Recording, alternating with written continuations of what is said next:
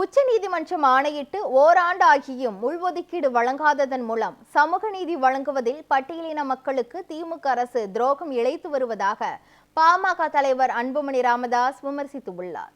இது தொடர்பாக அவர் வெளியிட்டுள்ள அறிக்கையில், பட்டியலின மக்களுக்கு உள்ஒதுக்கீடு வழங்கலாம் என்று கடந்த ஆண்டு ஆகஸ்ட் 1ஆம் தேதி உச்சநீதிமன்றம் தீர்ப்பளித்திருந்த நிலையில், தெலுங்கானா, கர்நாடகா மற்றும் ஆந்திரா ஆகிய மாநிலங்களில் பட்டியலின மக்கள் பல பிரிவுகளாக பிரித்து உள்ஒதுக்கீடு வழங்கப்படுவதாக கூறியுள்ளார். ஆனால் தமிழகத்தில் அருந்ததியர்களுக்கு வழங்கப்பட்ட உள்ஒதுக்கீட்டிற்கு பிறகு வேறு எவருக்கும் இன்று வரை உள்ஒதுக்கீடு வழங்கப்படவில்லை என்று அன்புமணி ராமதாஸ் தெரிவித்துள்ளார்.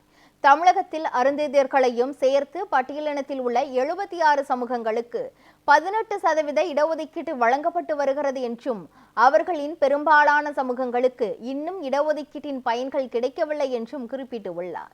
அதனால்தான் பட்டியலின மக்களுக்கு உள்ளிடஒதுக்கீடு வழங்க வேண்டும் என்று உச்சநீதிமன்றம் தீர்ப்பளித்தது என்று கூறியுள்ள அன்புமணி ராமதாஸ், ஆனால் 16 மாதங்களாகியும் அந்த தீர்ப்பை திமுக அரசு செயல்படுத்த மறுக்கிறது என்றும் விமர்சனம் செய்துள்ளார்.